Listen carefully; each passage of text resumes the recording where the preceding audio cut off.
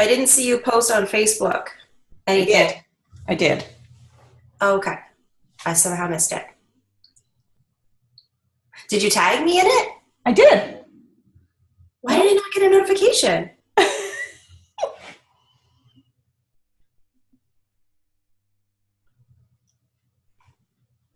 Oh, there it is.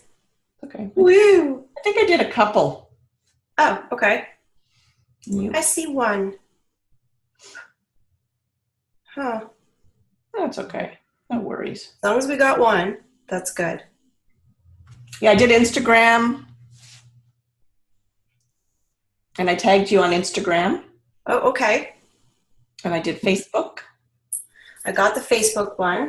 Okay. Social media, eh? All right. All right. You ready? I think so. I just want to reshare it out. Here we go.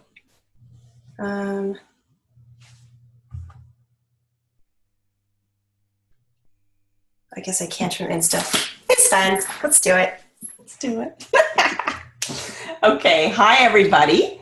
So my name is Shirley Plant, and I'm a nutritionist and the creator of deliciousalternatives.com, a website that you can go to if you have multiple food allergies, if you're looking for recipes, if you're needing dietary support. And I love to share information with my followers. I totally believe in the mind-body connection and that there are so many things out there that can help us to stay well and to heal our body. And Holly is joining me today, Holly Warner. We're going to talk about CBD.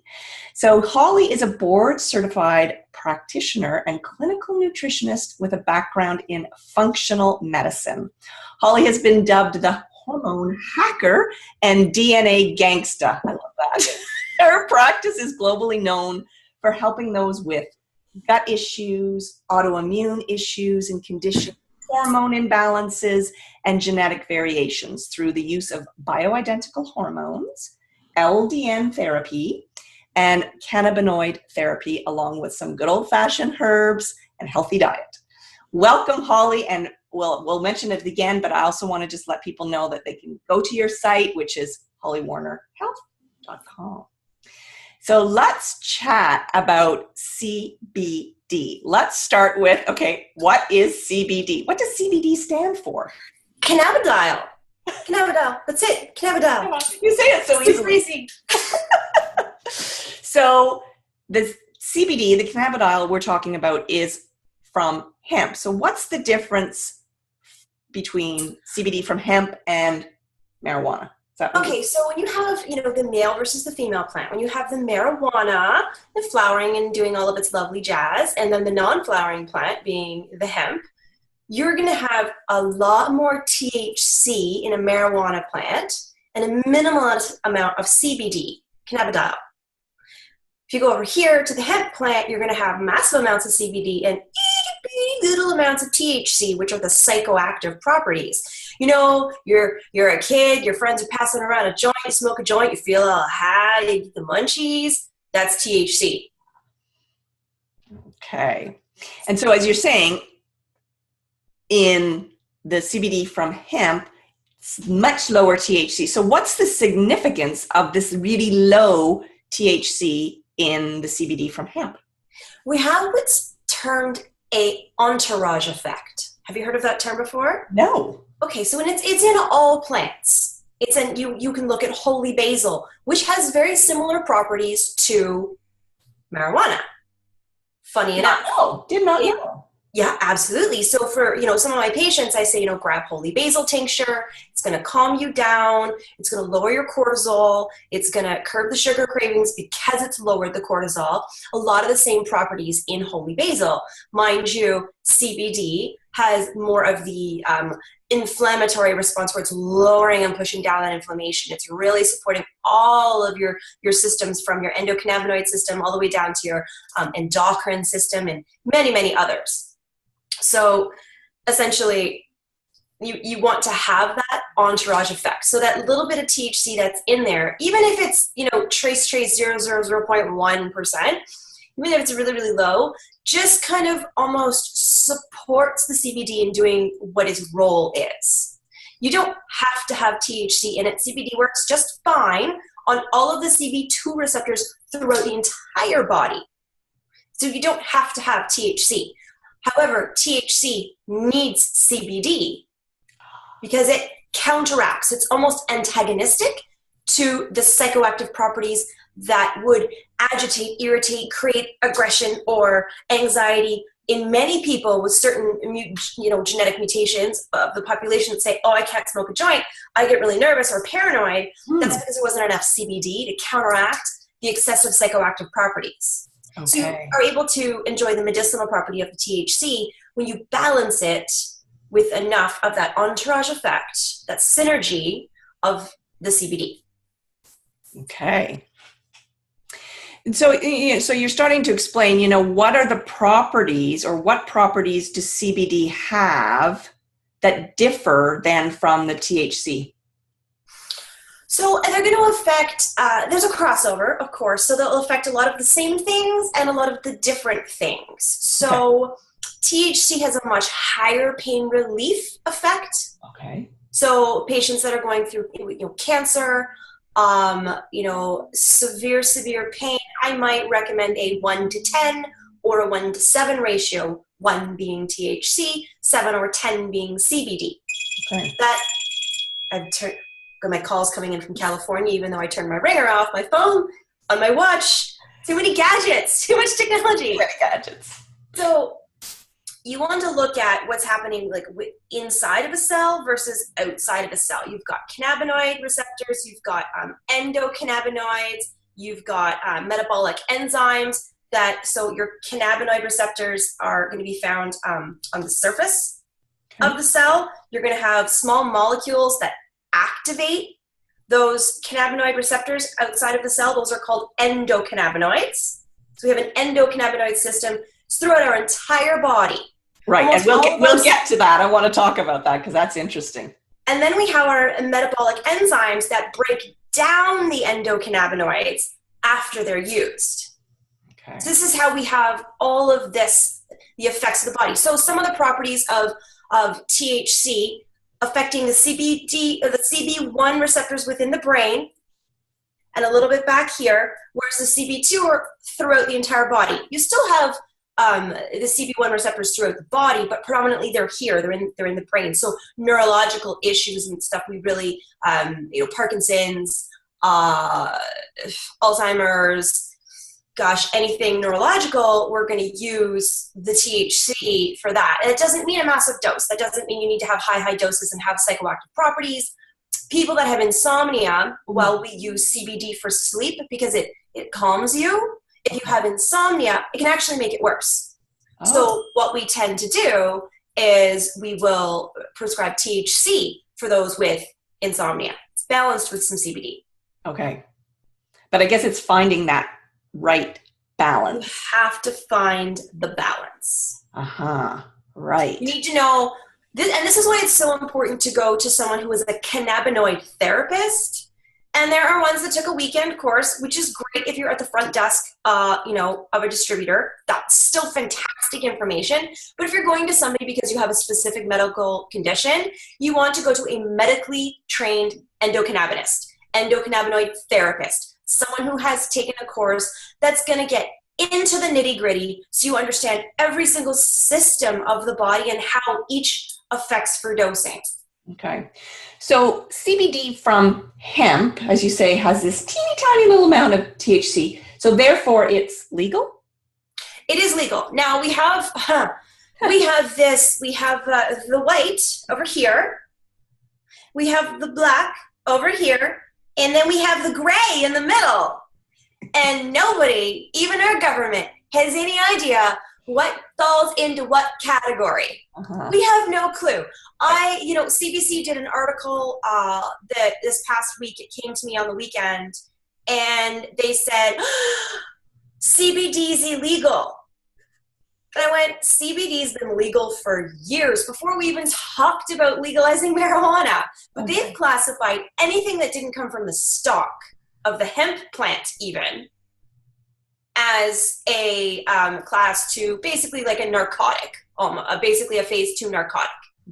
Now, the last time I checked, holy basil wasn't a narcotic, So why the heck is CBD? There are zero psychoactive properties to it. You cannot get high. You can't. Right. You cannot. It's not contraindicative to medications unless you're taking blood thinners like aspirin. It actually helps it to do its job better. So you can take less of the aspirin, which is eventually going to give you gut issues anyway. It doesn't have, there's no harm, no foul. There are very few genetic mutations that it would really matter taking it, whereas THC would be different. So it is legal, yes. You can buy it, you can have it, you can cross the border with it. It's legal in like 50 countries, in basically almost every state in the USA, because I deal with patients from the USA.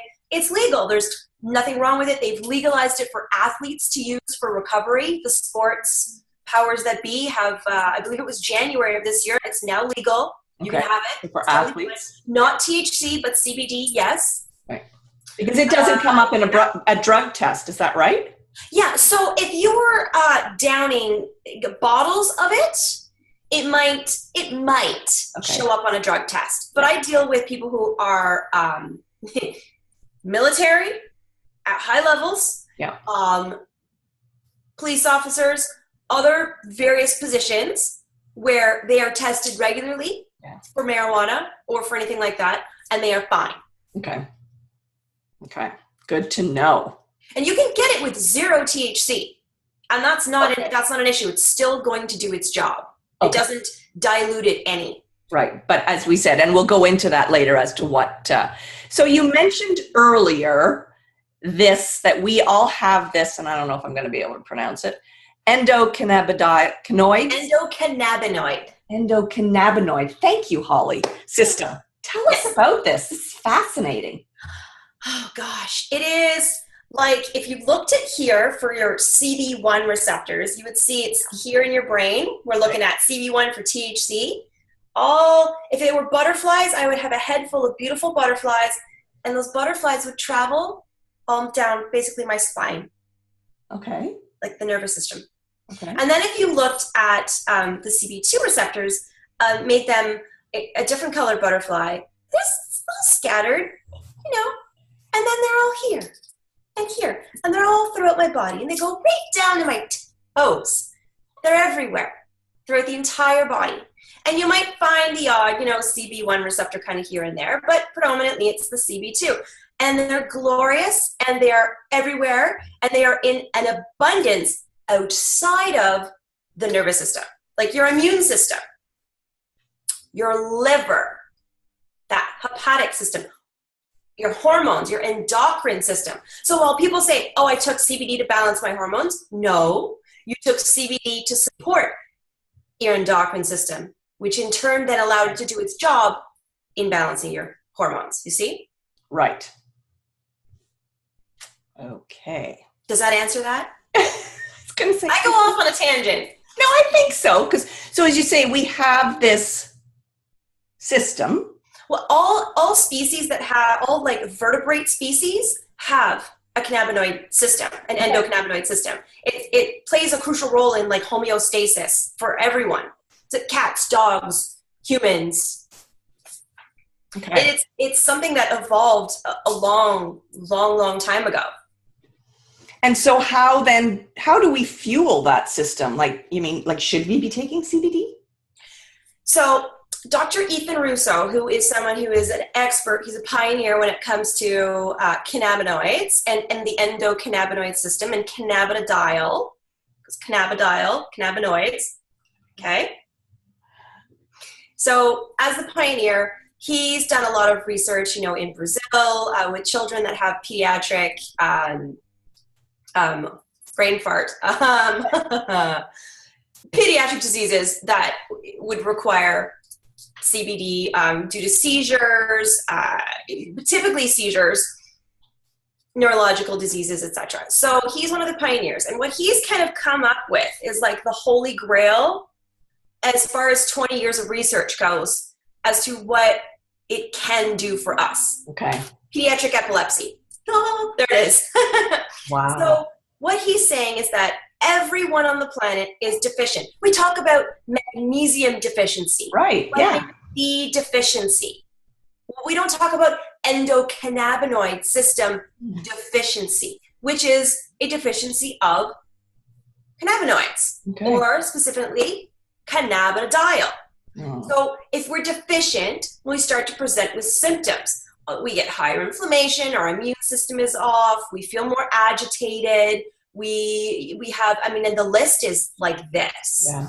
It's a mile long of what it can do. Same as with magnesium. If you're magnesium deficient, you can present with all of these things: the muscle cramps, the leg aches, the the vision issues, the jitteriness, just a plethora, lack of sleep, all of that. So when you support the system with what's considered a supplemental dose, you start to feel better. And that's supplementing with it. You're not medicating. So a supplemental dose is anything that is 50 milligrams or less. Okay. Now, that's fabulous for the general population. And you really, really like to follow a principle of start low, go slow. Yes. So that's what I do. So now I tell people, for example, I use this right here. It's one of the products that we carry. And I give it a squish. And now what comes out is this beautiful dropper full. You can kind of see how full that is. See? Yeah. So that's going to be, I'm going to take a full dropper. A full dropper is 13 milligrams. That's a decent dose. That's a fine dose just to support my endocannabinoid system. So I might do that and leave it as is. Let's see how you feel. After a couple of days, I'm going to add in maybe at the second one at night before bed. Okay. And now I'm at 26 milligrams. Now, I might say I'm having a little bit more stress, or I'm eating some foods that are a little bit more inflammatory, or I'm having an extra glass of wine. I might say I'm going to throw a third one in the afternoon. Okay. Now, I'm really not at 50 milligrams a day. No. But for me, I do everything else to support all of my other systems. That tends to be enough for me. So I don't need to reach that supplemental dose. Now, someone with, endometriosis or higher anxiety might come to me and I might say, we're going to bump that up to maybe 100 or 150. So a therapeutic dose is considered anything up to 200 milligrams a day. Okay. Because now you're not using it for a supplemental reason, you're using it for a therapeutic reason. Mm-hmm. Now, if you came to me and you had cancer or something a little bit more heavy hitting, I would move to a clinical dose. Nobody goes beyond 1,500 milligrams a day. Okay. We just don't. Right. And that's the general rule across the board. You should not be doing that. There's no reason to. Okay. Less really is more with CBD. You do not need to, people go, oh, it says 1 to 2 droppers. Well, time out. Try it with 1 dropper. Heck, try it with a half a dropper, depending what your condition is. Well, that's the thing, yeah. Yeah, like if you have anxiety, but it's kind of a situational anxiety, like I'm going to go do a massive talk somewhere, take a dropper, calm yourself out, that's great. But if you're someone that has chronic anxiety all day, taking that tincture is going to give you that, bring you up and crash, like a sugar crash. And every time you crash, you have to take more and wait for that 20 minutes or so for it to get back into your system. So what ideally you would want would be more of a slow release, constant 24-hour thing in a patch form.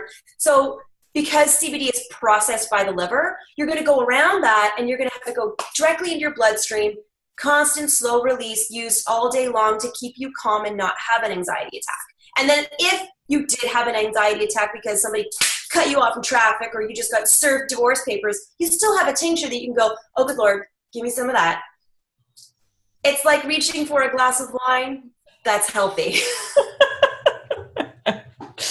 All right. So let's now talk about the different conditions that you feel, as you said, we talked earlier about maybe sometimes you need that extra THC, but let's just talk about CBD. What are some of the conditions that you find it's helping? What aren't? Oh, okay. Because we have the CB2 receptors on basically every system of the body it connects to, almost every cell in the body will utilize this.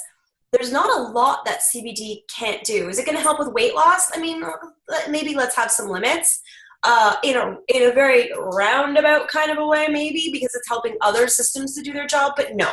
No. Okay. So I see some of these companies out there that are like, oh, CBD for weight loss and for this and for that. No, I saw someone the other day put out a video where she was saying CBD before your workout. Yeah. And I went, if you want to have a really crappy leg day, sure, because it's going to chill you out. For recovery, post-workout, absolutely. Okay.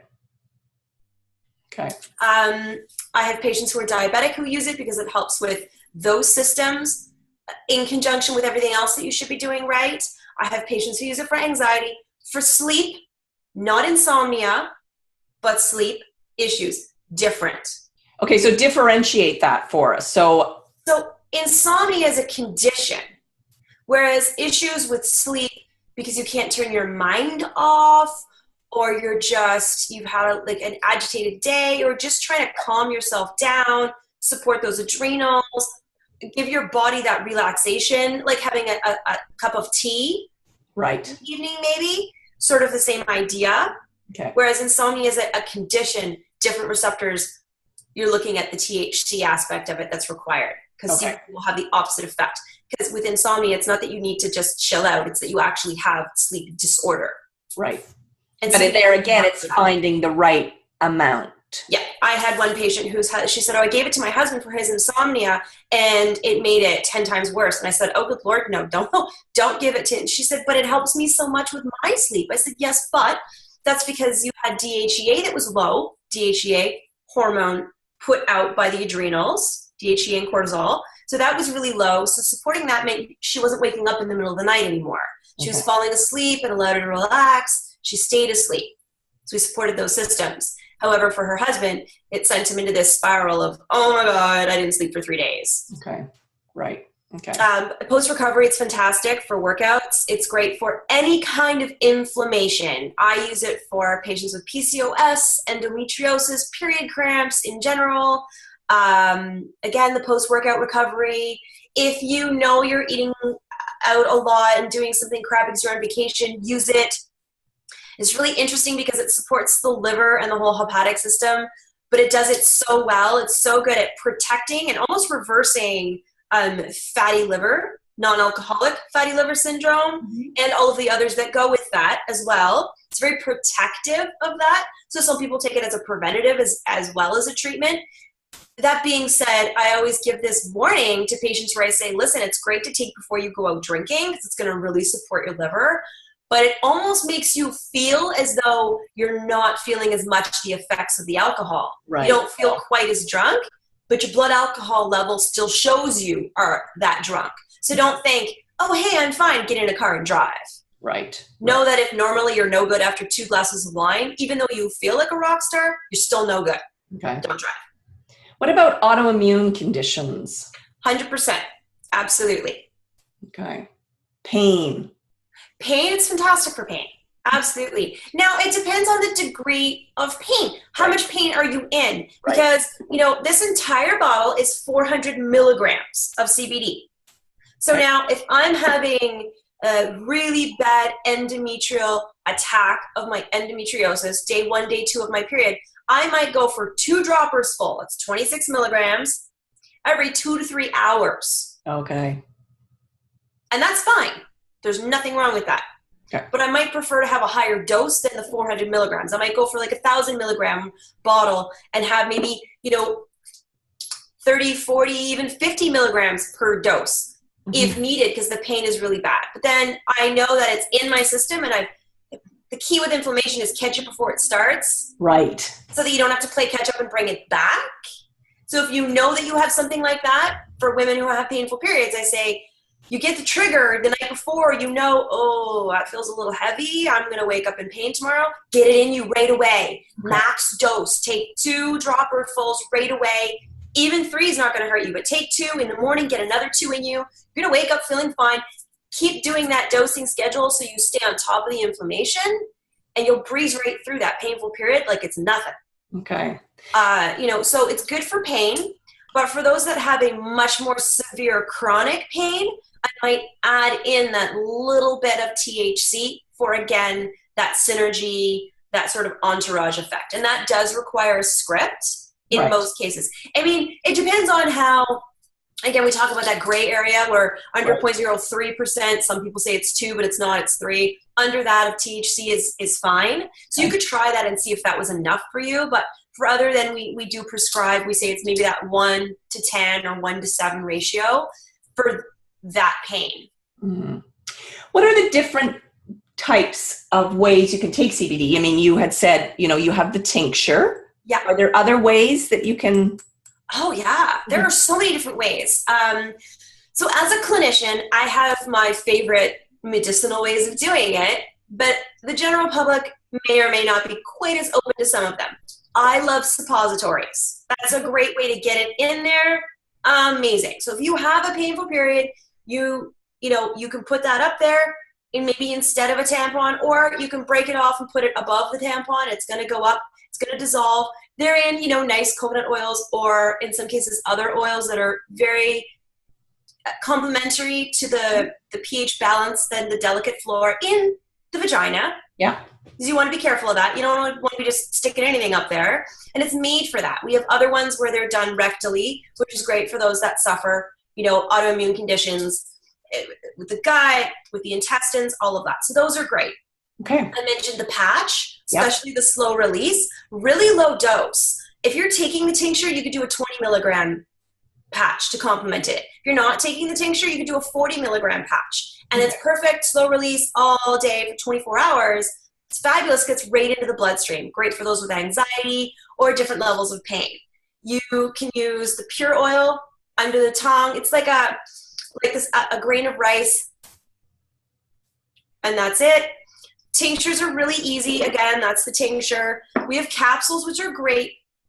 You want to get it into the gut. We lose about 90% of the potency, though, when we go through the gut like that. And then it does need to make its way down and be processed by the liver. So CBD is processed by the liver. You're going to lose some of that potency.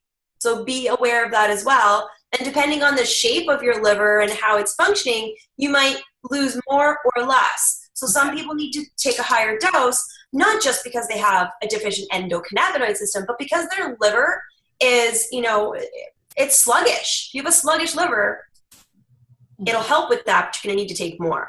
Okay. So there's capsules, there's tinctures. You can vape. I'm not a fan of vaping. While it is pretty instantaneous, you're still smoking something. Okay. I'm not a fan of that, personally. The jury's still out on vapes and as to how healthy they'll really be. So those are some of the ways that you can administer it.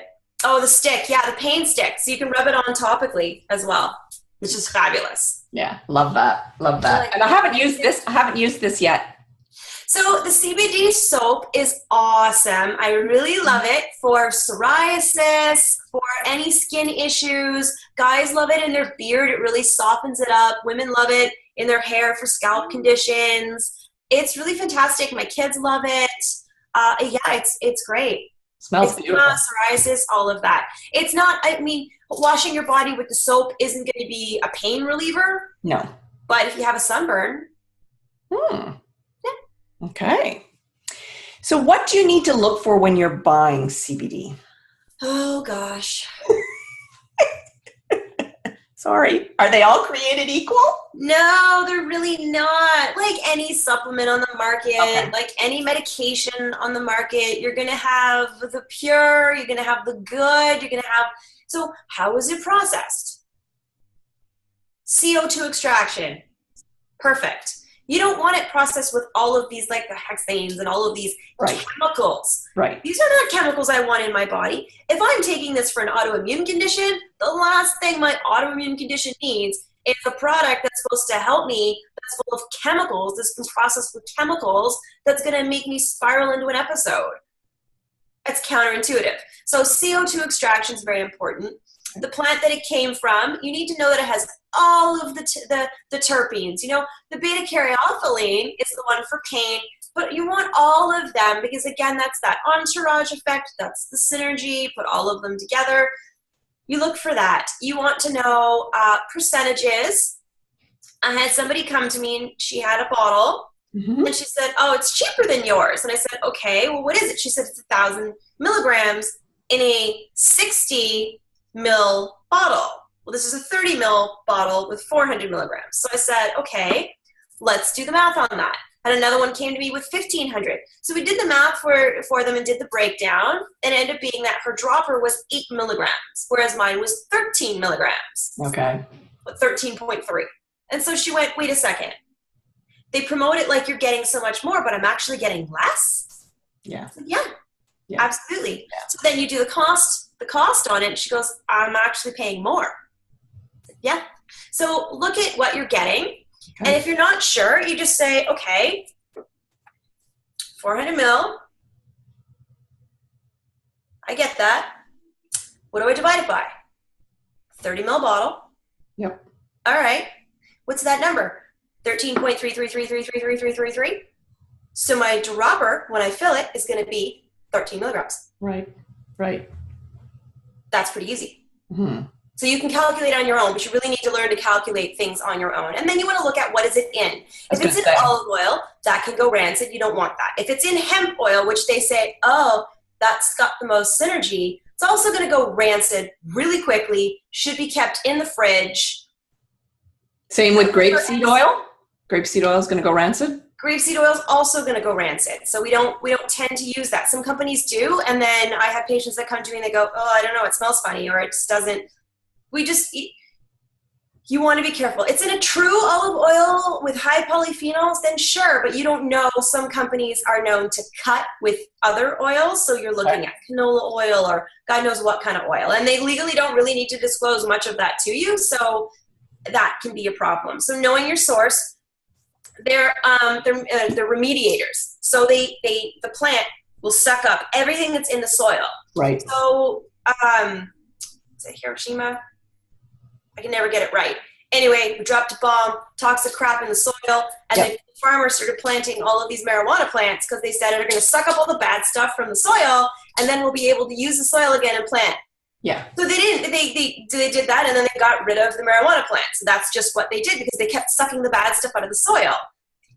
Anything that's bad in the soil, they're going to suck up. And where's that going to go? Right into the plants, into the leaves, and then we're going to turn this into medicine? So you want to know soil testing. You want to know mold testing. You want to know all of the terpenes that are in it. You want to know how it was extracted. You want to know what the carrier oil is if you're not getting it pure. You want to know everything there is to know about this product because they're not all created equal. And when I see, and I have nothing against MLM companies, some of them are awesome, but one of them, HempWorks, just pulled out of Canada because they went, uh-oh, something's illegal. Well, yeah, because your oil's coming from the States. It's not coming from Canada. So unless it comes from Canada from a licensed producer, you're not allowed to sell it. Okay.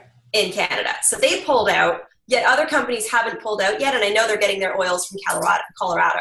So this one's an MCT oil, right? So that's a good choice. So MCT oil is great, but the oil itself that I'm talking about is the CBD oil coming from the plant. Okay. Needs to come from Canada if you're in Canada. Okay. If you're in the States, it's fine. Just make sure you know, is it California? Is it Colorado? Just know kind of where it's coming from and get all of the, that certificate of analysis, ask for that. Any company will give it to you if they're transparent. I ask for it all the time. Okay. But MCT is great. A lot of people in the keto world and the high-fat, low-carb world are like, yeah, it's an MCT, so it's keto compliant. CBD still needs to be processed by the liver, guys. Even if the MCT doesn't, it doesn't matter. Right. It's still got to take its path. Right. Okay. So you mentioned that the CBD works very well going through the skin. As you say, instead of orally, you're going to get it more through your skin than, as you say, processing it depending on your liver, that kind of thing, because that was one of my questions. Does CBD interfere with other medications? I think you mentioned at the very beginning. I mentioned like blood thinners, aspirin, stuff like that. It's going to make them work a little bit better, so be conscious of that. And also, if you take too much CBD, you might feel a little lightheaded, because again, it's kind of what it's doing, right? Okay. Yeah. But literally, if you're on, I don't know, prednisone. I haven't had any contraindications with any of my patients. Okay, good. But if you're ever worried, check CBD, contraindications, and it'll give you, okay, if you're on this medication, be careful. And then you just watch out for what is it doing? It's making this medication work better. It's making it stronger. So pay attention because you may need to lower that dose. That's all. Okay. Is there anyone that shouldn't take CBD? I mean, you mentioned if you have insomnia. So I'll have a question for you afterwards. Yeah, because it's going to say, let's say you have autoimmune and insomnia. You can take it still. It's not that you can't, but don't take it before bed. Take it in the morning. Gotcha. Okay. Right. Because CBD, as much as it's calming, it's meant to energize. People think it's going to chill you out and that makes you sleepy, but it's going to energize if it's doing its job right. But it's not an agitated energy. Right. It's to calm you down and set the role for sleeping. Okay. So for those with insomnia, take it in the morning. Okay. So then, I'll go back to my question. Anybody that should not take CBD? No? Okay. That's easy. So some of the conditions, I think you mentioned pediatric epilepsy, that you've seen just great results with CBD. Now, I don't deal with those children, but I've seen the studies put out by Dr. Russo and had the conversations. People could Google that. It's a much higher dose. It's a clinical dose. Okay, it's clinical dose. Much higher than I dole out personally. Yeah. But yeah, it does work. And I have moms that come to me who are using it for their kids with ADD or ADHD. And it's a much smaller dose, but it's CBD. It is not going to hurt them. Right. And I had one mom say, my child focuses in school, isn't agitated, doesn't cry anymore. Wow. Is it possible? But and she only did 4 little drops with her little one, who is 8 or 9 years old, same age as my daughter. She said, is it possible it could reverse the symptoms? And I said, well, if the symptoms were actually that of a deficient endocannabinoid system and it's now no longer deficient, then that would make sense. Right. So anything is possible. Yes, absolutely. Because maybe it manifested as being symptoms of this and we just stuck a label on it because we didn't know anything. Yeah. Maybe the label was the wrong label. Maybe it should have been, oh, you were deficient, as opposed to ADD or ADHD. So there's a lot of improvement. I've had a lot of men who've seen a lot of improvement by taking it for that as well. Men and kids. So it's fantastic for that. Okay, great. Yeah. So it's safe for kids, safe for pregnant moms, safe for breastfeeding. It's fine. Our endocannabinoid system starts to develop in utero within the first trimester. Okay. So feeding that to mom is feeding it also to baby. So you're born ahead of the game. It's good. Yeah, it's good. Not THC though. No. CBD. Yeah, CBD. Yeah. So you mentioned earlier that, dosage may be different for everybody, of course. And you mentioned in the beginning to start slow and work your way up. But really, I think what I'm hearing is that you need to work with a qualified practitioner, because depending on your condition, you may just need CBD or you may need a little bit of THC. Yeah. And it's finding that beautiful mix that will work for you and your condition. Is that right? Yeah. It's not that, oh, you're not trained, you can't. No.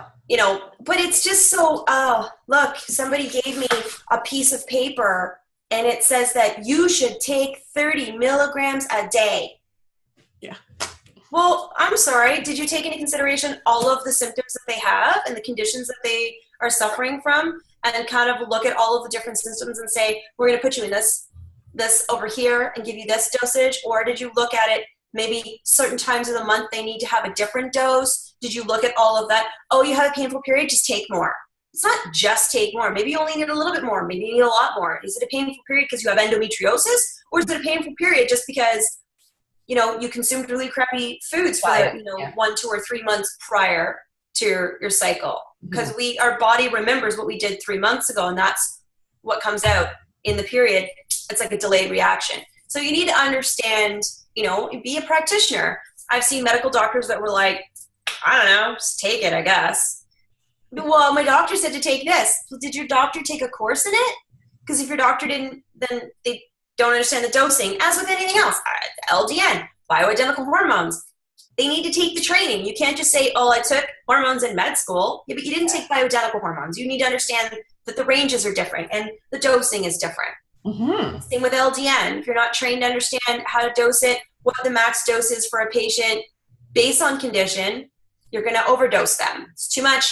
They get sick. It doesn't work. They think LDN didn't work. Well, no, the practitioner didn't work properly. So as with anything out there, you need to go to somebody and say, are you trained? Do you know dosing? Do you understand my condition and how to dose for that? Okay. Good advice. let's open it up to questions. It's been so informative. Thank you, Holly. Let's open it up to questions. Let's see. So Laura, you're here. I'm going to unmute you. Laura, unmute. You have a question. Thank you. Interested in taking this course. Are you teaching that course, or do you know who offers that kind of a course? How long is it? And as holistic nutritionists, do we qualify as medical practitioners that can take that course? So as a holistic nutritionist, you do not qualify as medical, because you're not medical. Okay. But that doesn't mean you can't take some of the courses that are out there. You can still take a course, you just don't get certification because you don't qualify for the certification. There are a lot of really good courses out there. For somebody coming at it as a holistic nutritionist, I would say you're probably smarter than the average bear. So you could probably handle a little bit more the medical side of it. So do some digging, search around, see what you find, kind of take a peek out there, find the one that resonates with you, and take that. You're not going to be dosing. You're not allowed to dose. You're not qualified to dose just from taking the course because it's out of our scope of practice as a holistic nutritionist as opposed to functional medicine or clinical nutrition. But that doesn't mean that having the knowledge, like I can't dose THC because I'm not a doctor, I'm not a nurse practitioner. So I can't tell you what to dose for THC. So I have practitioners that are a part of my clinical practice that are able to prescribe. Does that mean that I don't have the knowledge in it? No. Why? Because I wanted to know and to see so that if I notice that the dosing is there, but I've noticed something with a patient, I can say, actually, do you want to maybe take that THC level down a little bit? Because I think it might irritate this. So it's an extra set of eyes. So just because you can't dose doesn't mean you don't want to be qualified. Does that make sense? So look for a course that's, I don't even want to say within your scope. Go a little bit outside of your scope so you get even more information. Oh, okay. Do I have a favorite? Well, the one that I took is a little bit different. Like A4M has some stuff like that. But again, you have to have the proper certification for it. So you'll end up spending like $1,000 or $2,000 or $3,000 on something that you can't receive a certificate for. You're better off going for one of the ones that's only maybe $400, $500, $600. A lot of the American ones are really good. Okay, good to know. Can we sell it, Holly? So here's the thing. There's so much of that gray area, which is why I don't in clinic sell it. We're not supposed to. We're supposed to write a script, give it to a licensed producer or a proper dispensary, and they honor the script and all of that jazz. But in the e-commerce setting, we're allowed to sell it. So I don't understand how you can't do storefront, but you can for e-commerce. Again, this is where I made the comment that I don't think the government knows its heads from its poop chute, because right now it's like, what can you do? What can you not do? So if it's coming from hemp, it should totally be okay. But now that CBC article came out and they're like, oh, nobody's allowed to schedule, you can't, not hemp from anything, which is bull. Maybe if you're doing it from the stalk of the hemp plant, it's okay. But just kind of do it with caution. I don't see anything wrong with it. I see storefronts selling it all of the time. It's CBD, for goodness sakes. Get it from the hemp plant, so you're not even coming from the marijuana section at all, and you should be just fine. Well, I missed the beginning, Holly. Are you a holistic nutritionist? No, I'm a clinical nutritionist. Clinical nutritionist, okay. Yeah, so I have a master's in clinical nutrition and integrative health, and I also have a secondary degree in functional medicine.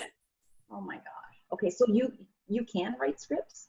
I'm not a doctor, so I can't write a script, but I am able to facilitate that. I'm able to look into dosing. I'm allowed to legally take the courses and be certified because I'm able to I can't prescribe it, but I can recommend it. Does that make sense? Like I can't write the script for THC, but for CBD, I absolutely can.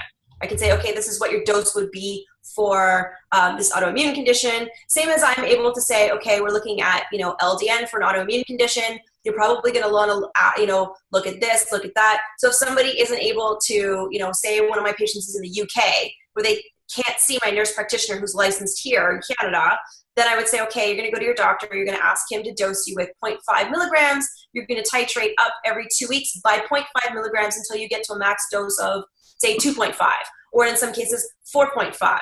And then they still see me, and I go by their symptoms, and I say, okay, you're going to take it back a notch. It's too much. So I can do that. When somebody comes to me for bioidentical hormones, I'm not writing the script for it, but if they come to me and they're on progesterone and they go, I'm taking 75 milligrams, but I feel better on taking 150, then I can alter their dose and alter their schedule and say, maybe let's try this, maybe let's try that, try this schedule, talk to my nurse practitioner, and she'll alter the script and say, yeah, that makes sense, I agree, and off it goes to the pharmacy. So it's a little bit different. Clinical nutritionists are a little bit different. It's a little bit longer course. It's a little different. And then the functional medicine aspect kind of gives us ability, to order labs, not to write a requisition, but to order the labs, to order different things where you wouldn't be able to need a doctor otherwise to do. Okay. How long did it take you to do the functional medicine? I've been doing this for 20 years. So it wasn't just one course for me. No. There was a lot of courses that led up to it. This last year, in 2010, I did physician's training, which was just a course. It was very short. I went to Toronto, I did it, but I hadn't finished enough of my credentials to actually do anything with it. And then this year I did qualify, and I did an ICP, which is an in-clinic preceptorship. Even though we've been doing bioidenticals for years in-house, it was just something that I thought was nice to be able to have that certification on my wall to say I've done an ICP, the same as your doctor, the same as your nurse practitioner did, with Dr. Konigsberg in Toronto, who's one of the top Canadian physicians for bioidentical hormones and integrative medicine, so that I redo my ranges all the time. And then, there's IFM, the Institute for Functional Medicine. They're awesome. I love their course. I've done courses from A4M as well. I'm looking into doing another fellowship through A4M as well, which is fantastic. Again, medical, right? So if you come on board and you're a holistic nutritionist, they're going to say, you need something else. Add something else on. You can't take this. Or they'll say, we'll take your money, but you don't get a certificate. So if you don't have the certificate, do you kind of go, but I have the knowledge anyway, and that's good to have? I mean, I can't prescribe bioidenticals, but I've still done it. I spent $3,000 on a one-day ICP in Toronto. So functional medicine is not cheap. No. I have spent enough that I could be a doctor, yet I'm not. So I really went about it the wrong way, but I have the knowledge, and that does allow me to, jump through some of the hoops, which is kind of nice.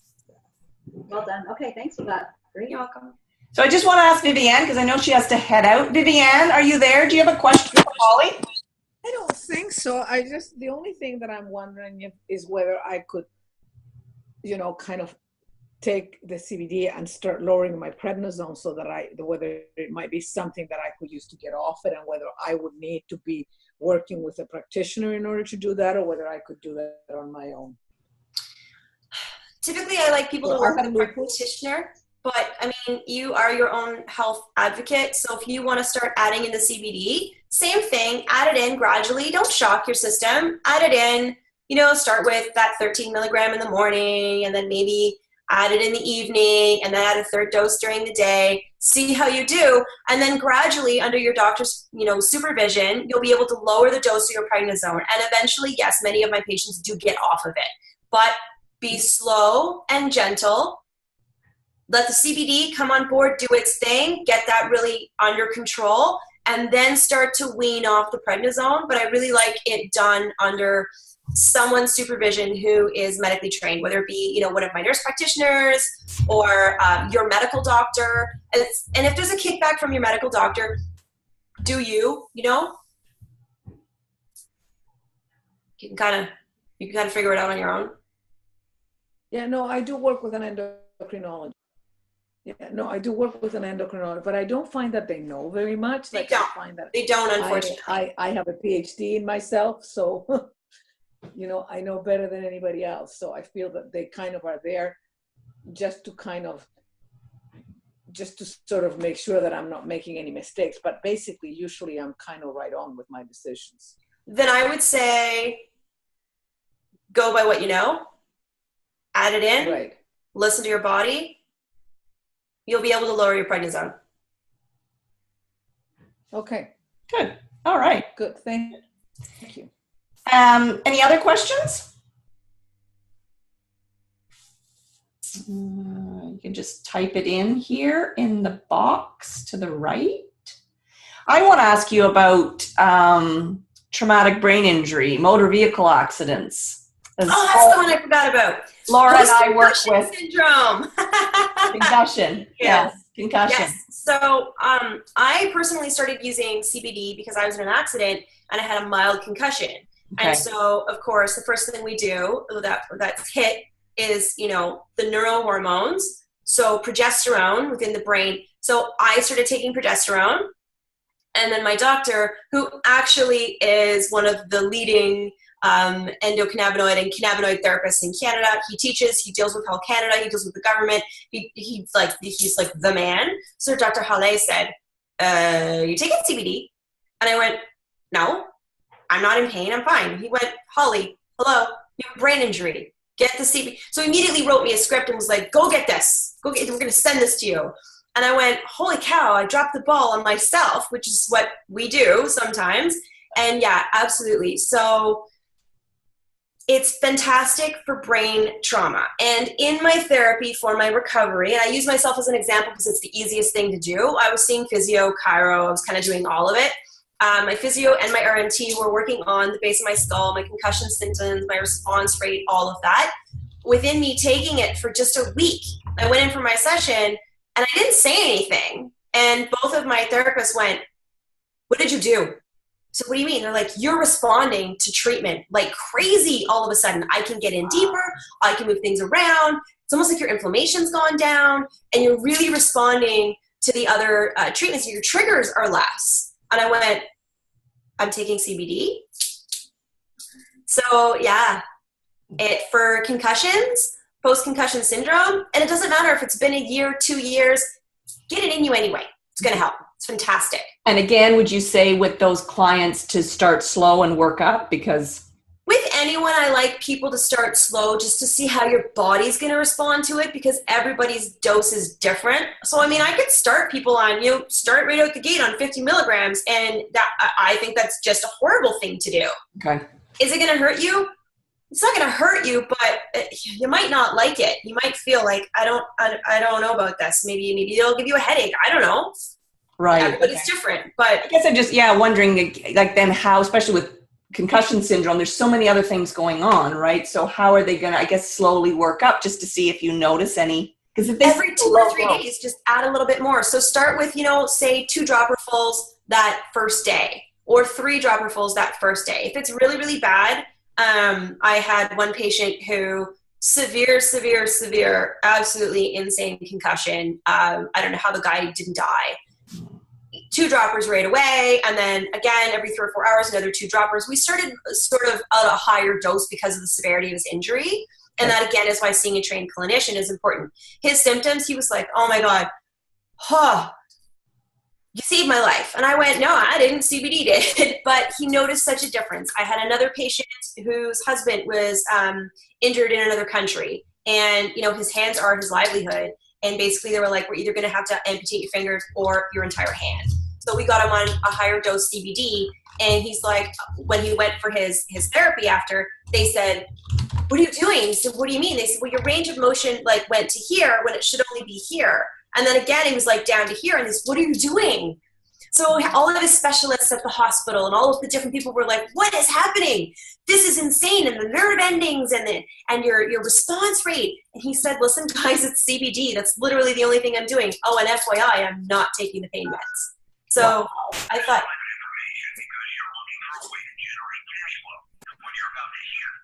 I have no idea what's happening right now. Oh, that's that new warning system that the government's doing, I think.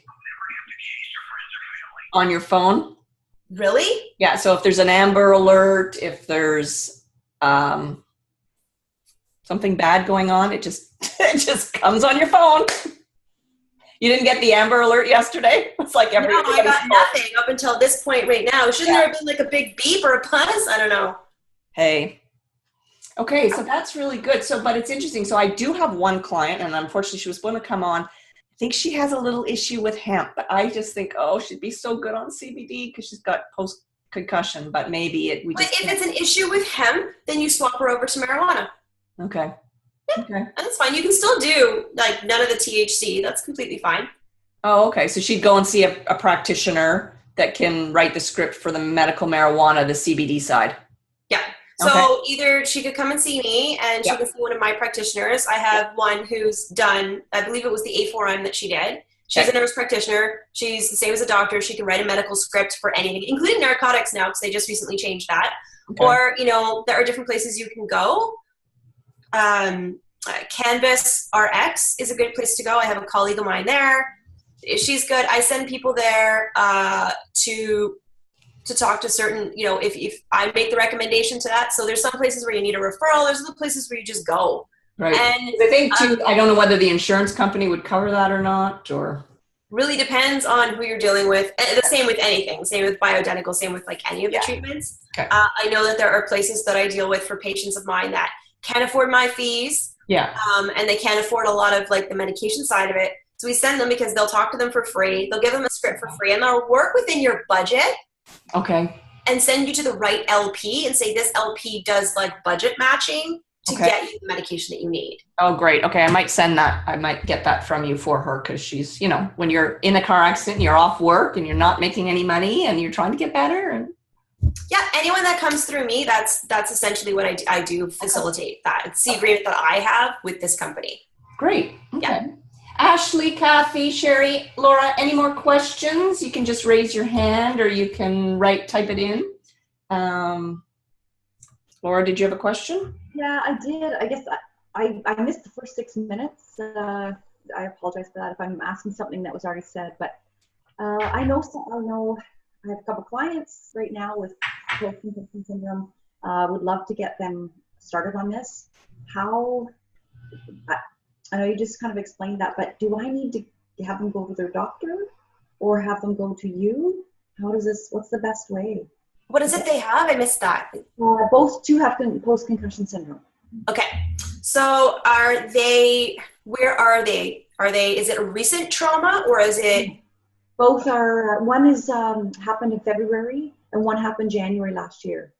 Okay. So one's a year out and one's a year in. Okay, so they're both probably within the same kind of treatment parameters, I would say.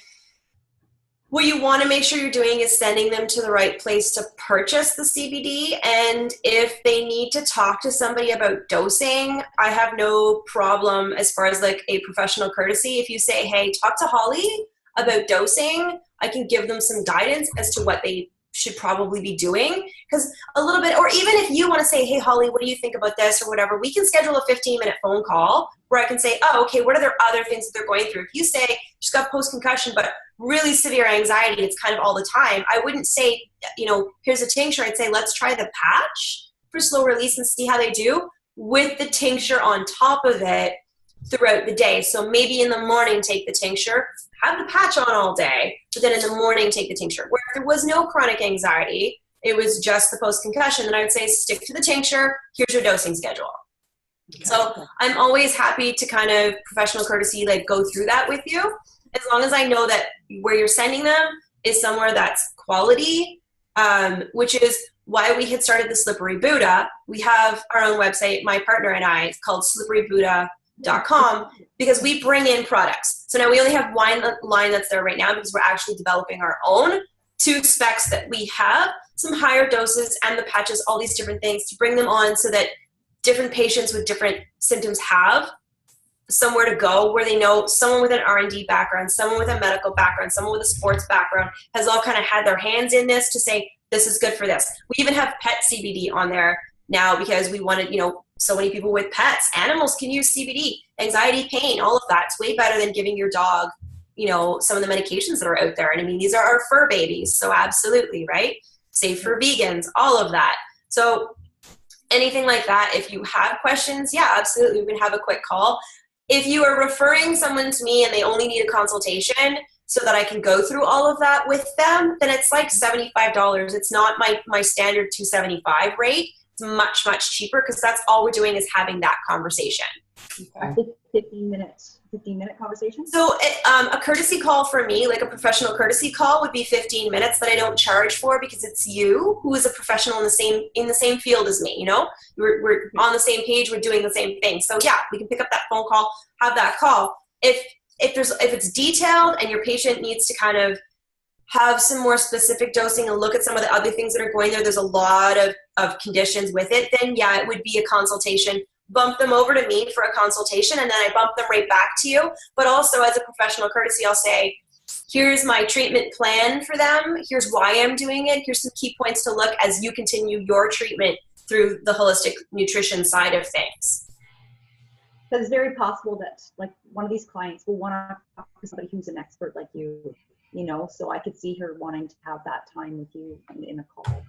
Absolutely. And a lot of times what I do set up, if it's somebody who is repeatedly sending their clients to me, I do set it up so that you have your own professional code that when they go to my website to book in, instead of it being $75 for that consultation, we bring it down to $50. They get that $25 discount because they came from your practice. They're still within your practice. I'm just someone that we're keeping kind of on board as a help, sort of like a consulting for your own practice, if that makes sense. Okay, wonderful. Great. And I've put the slipperybuddha.com, which is Holly's site to get CBD products, in the link, as well as Holly Warner Health info in the link as well. So I don't know if we have any other questions. I'm just going to unmute everybody and just see. Any other questions before we head off? Because my sighting people are back and it's going to start to get noisy.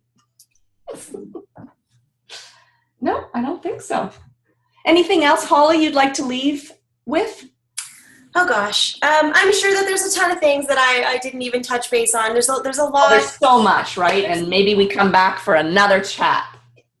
Absolutely. If you guys have questions, don't be afraid to reach out to me. I have a Facebook page. Holly Warner Health is my Facebook page. Follow it, like it, send me a message on it. Absolutely. If you have questions for us over at Slippery Buddha, you can follow that Facebook page, shoot us a message there.